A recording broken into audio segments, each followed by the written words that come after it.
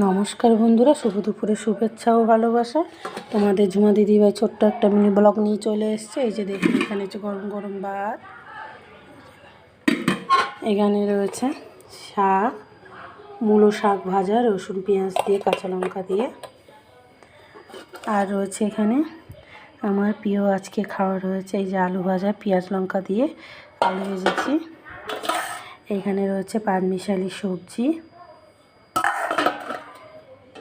এখানে রয়েছে ডাল, মুসুরির ডাল, পেঁয়াজ পাঁচফোড়ন শুকনো লঙ্কা ফোড়ন দিয়ে, আর রয়েছে এখানে আনারস আর হচ্ছে টমেটো চাটনি।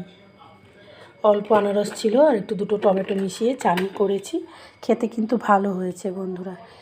দেখুন, প্রথমে এই যে ডিমের অমলেটটা করা হবে, এই যে ডিমটা রাখা রয়েছে, ডিমের অমলেটটা করা হবে। এই হচ্ছে আজকে মেনু। আপনাদের বাড়িতে কী কী হয়েছে কমেন্ট করে জানাবেন। ভালো লাগলে লাইক কমেন্ট শেয়ার অবশ্যই করবেন। টাটা বন্ধুরা, আবার পরের ভিডিওতে দেখা হবে। বাই। ততক্ষণ আমরা ভালো থাকবেন, সুস্থ থাকবেন। টাটা।